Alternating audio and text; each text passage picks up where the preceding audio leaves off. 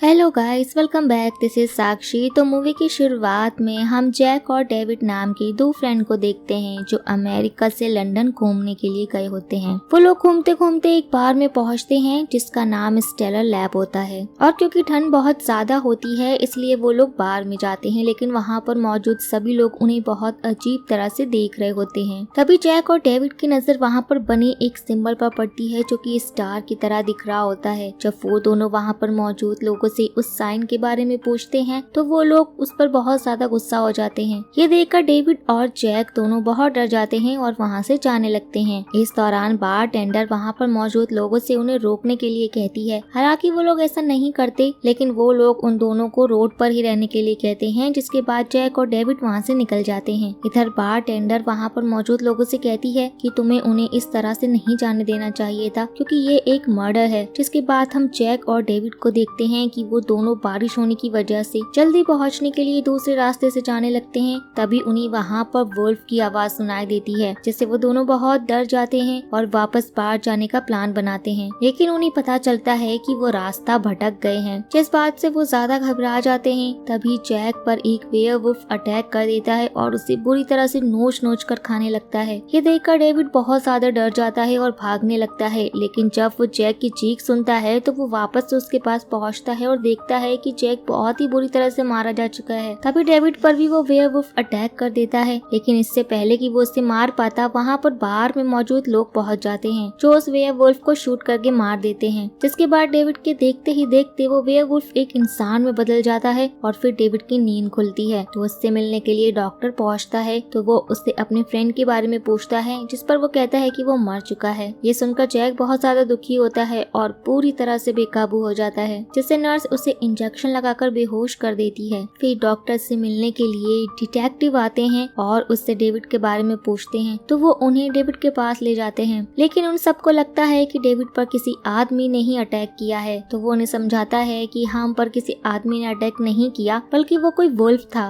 लेकिन डिटेक्टिव उसे बताता है कि हमारे पास दो ऐसे गवाह हैं जो बताते हैं कि तुम लोगों पर किसी आदमी ने अटैक किया है, जो कि मैडलिन डिस्टर्ब था और पागल खाने से भागा हुआ था, इसलिए ये केस बंद हो चुका है। हालांकि डेविड डिटेक्टिव के जाने के बाद डॉक्टर को समझाने की कोशिश करता है कि वहाँ पर बहुत ही अंधेरा था, इसलिए वहाँ पर मौजूद कोई भी विटनेस हमें नहीं देख सकता था। इस दौरान हम देखते हैं कि डेविड को अजीब से नाइट में आते हैं, जिसमें वो एक हिरन को बहुत ही बुरी तरह से मार कर खा रहा होता है। फिर उसके पास प्राइस नाम की एक नर्स पहुँचती है और उसे खाने के लिए कहती है, लेकिन वो मना कर देता है, जिससे प्राइस उसे जबरदस्ती खाना खिलाती है क्योंकि उसे दवाइयाँ लेनी थी। जिसके बाद डेविड को फिर से वैसे ही नाइटमेयर आते हैं, तो वो डॉक्टर को इस बारे में बताता है और साथ ही साथ ये भी कहता है कि आपको मेरे ऊपर विश्वास नहीं है, लेकिन मुझ पर जिसने अटैक किया था वो कोई इंसान नहीं था। फिर वो डॉक्टर को अपने घाव के निशान दिखाता है, तो डॉक्टर उसे बताता है कि जब तुम यहाँ पर आए तो तुम्हारे घाव पहले से ही भर चुके थे। ये बात बहुत अजीब थी। जिसके बाद वो पूछता है कि क्या पुलिस उस टाउन में मौजूद बार में गई थी, तो डॉक्टर कहता है कि पुलिस पूरी तरह से सेटिस्फाइड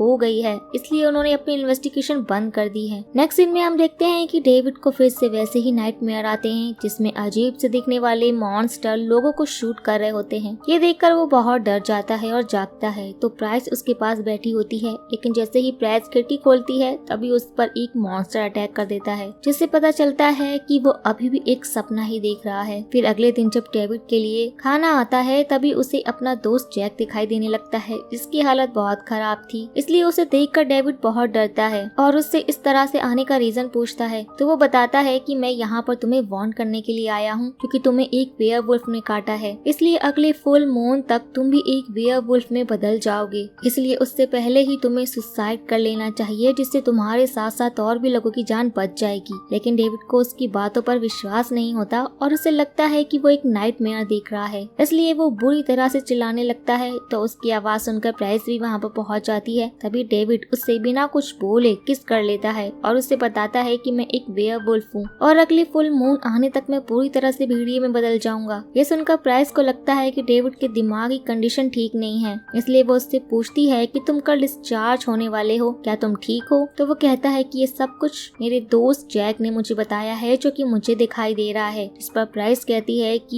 ये सब सिर्फ तुम्हारा एक सपना है। फिर वो उससे ये भी पूछती है क्या तुम्हारे पास कोई ऐसी जगह है जहाँ तुम लंदन में रुक सकते हो? तो डेविड इस चीज के लिए मना कर देता है, इसलिए इसलिए अगले दिन प्राइस उसे अपने घर ले आती है, जहाँ पर वो काफी खुश होता है। जिसके बाद डेविड प्राइस के साथ ही रहने लगता है, लेकिन जब वो अगले दिन जागता है तो उसे फिर से अपना दोस्त जैक दिखाई देता है, जो उसे फिर से सुसाइड करने के लिए कहता है और समझाता है कि अगर तुमने ऐसा नहीं किया तो कल फुल मून के दिन तुम पूरी तरह से एक वेयरवुल्फ बन जाओगी। लेकिन डेविड को उसकी बातों पर विश्वास नहीं होता और वो जैक को वहाँ से चले जाने के लिए कहता है। तभी उसकी आवाज सुनकर प्राइस भी वहाँ पर आ जाती है, तो उससे वो इस बारे में पूछती है तो वो कहता है कि मैंने फिर से जैक को देखा, जो मुझसे कह रहा था कि कल मैं पूरी तरह से वेयरवुल्फ बन जाऊंगा। नेक्स्ट सीन में हम डॉक्टर को देखते हैं, जो सच का पता लगाने के लिए टाउन के उसी बार में पहुंचता है जहां पर डेविड और जैक गए थे। जब वो वहां पर उस पागल आदमी के बारे में पूछता है जिसने जैक को मारा था, तो वहां मौजूद लोग इस बारे में कुछ भी नहीं बताते और उससे पूछते हैं कि क्या तुम एक पुलिस ऑफिसर हो। तो वो मना कर देता है और कहता है कि वो डेविड का डॉक्टर है, जो उस रात अपने दोस्त के साथ घायल हो गया था। साथ ही साथ वो ये भी बताता है कि डेविड का कहना है कि उन पर किसी वेयरवुल्फ ने अटैक किया था, जिस बात से बाहर में मौजूद लोग हंसने लगते हैं और उसे वहाँ से जाने को कहते हैं। फिर जब डॉक्टर वहाँ से निकल रहा होता है तो उसे एक आदमी दिखाई देता है जो उसी की तरफ देख रहा होता है, इसलिए डॉक्टर उसके पास जाता है। तो वो आदमी बताता है कि वो लड़का यानी कि डेविड बहुत बड़े खतरे में है और साथ ही साथ उसके आसपास जो भी लोग मौजूद हैं वो भी खतरे में हैं। उस रात हम लोगों ने उन्हें बाहर से बेचकर बहुत बड़ी गलती की थी, लेकिन अब कुछ नहीं हो सकता क्योंकि जैसे ही फुल मून की रात आएगी वो बदल जाएगा। जिसके बाद हम प्राइस को देखते हैं, जो डेविड को घर पर अकेला छोड़कर वहाँ से चली गई थी। इधर डेविड जब घर में मौजूद था तो रात होते ही उससे बहुत ज्यादा पेन होने लगता है और उसके शरीर से पसीने निकलने लगते हैं। फिर देखते ही देखते डेविड की पूरी बॉडी एक वेयरवुल्फ में बदलने लगती है और वो एक बहुत ही खतरनाक वुल्फ में बदल जाता है। फिर हम हैरी और उसके मंगेतर को देखते हैं, जो अपने फ्रेंड से मिलने के लिए आए होते हैं। तभी उन पर डेविड अटैक कर देता है और उन्हें बहुत ही बुरी तरह से नोच कर खा जाता है। हालांकि उनकी आवाज सुनकर उनका फ्रेंड शॉन चेक करने के लिए बाहर जाता है तो उसे हैरी का हाथ मिलता है, जो कि बहुत ही बुरी हालत में था, जिसे देखकर शॉन डर जाता है। इधर डॉक्टर प्राइस को अपने कैबिन में बुलाते हैं और उसे बताते हैं कि मैं उस बार में गया था जहाँ पर डेविड और जैक गए थे, जहाँ पर मुझे पता चला कि डेविड सच में एक वेयरवुल्फ में बदलने वाला है और इस बात को पुलिस ऑफिसर छुपा रहे हैं। जिसके बाद हम 3 बेघर लोगों को देखते हैं जो ठंड की वजह से आग सेक रहे होते हैं। तभी उनका डॉग भौंकने लगता है और इससे पहले कि वो कुछ समझ पाते उनके पास डेविड पहुंचता है, जो उन लोगों पर अटैक कर देता है और उन्हें बहुत ही बेरहमी से मार देता है। फिर हम एक मेट्रो स्टेशन का सीन देखते हैं जहां पर एक आदमी पहुंचता है। तभी उससे वुल्फ की आवाज सुनाई देती है। पहले तो उसे लगता है कि कोई उसके साथ प्रैंक कर रहा है, लेकिन जब वो आवाज लगाने की कोशिश करता है तो उसे कोई भी जवाब नहीं मिलता, जिसके बाद वो डर जाता है क्योंकि इस दौरान वो अकेला होता है, इसलिए वो वहाँ से भागने लगता है। लेकिन तभी उसके सामने डेविड पहुंच जाता है, जिससे वो और भी ज्यादा डर जाता है और वहाँ से भागते हुए एक एलिवेटर में गिर जाता है। तभी डेविड उसके पास पहुंच जाता है और उस पर अटैक कर देता है। जिसके बाद हमें अगले दिन का सीन दिखाया जाता है, जहाँ पर डेविड की नींद खुलती है तो वो देखता है कि वो एक जू में है और पूरी तरह से नेक्ड है, इसलिए वो वहाँ से भागने की कोशिश करता है। इधर हम प्राइस को देखते हैं, जो डेविड के घर पर ना पहुँचने से बहुत ज्यादा परेशान होती है और डॉक्टर को इस बारे में बताती है। जिसके बाद हम डेविड को देखते हैं, जो एक लेडी के कपड़े चुरा कर किसी तरह से प्राइस के घर पहुँचता है। तो उसे सही सलामत देखकर वो खुश होती है और उससे पूछती है कि तुम रात में कहाँ थे। तो वो बताता है कि जब मेरी नींद खुली तो मैं जू में था और मुझे इसके पहले का कुछ भी याद नहीं है। तभी प्राइस के पास डॉक्टर का कॉल आता है तो वो इस बारे में उन्हें बताती है, इसलिए डॉक्टर उसे डेविड को हॉस्पिटल ले जाने के लिए कहते हैं, क्योंकि वो चाहते थे कि डेविड उसकी देखभाल में रहे।